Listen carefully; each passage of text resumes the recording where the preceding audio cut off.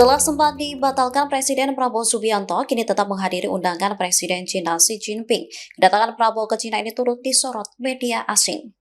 Presiden Prabowo berangkat ke Beijing bersama rombongan pada Selasa 2 September 2025 malam.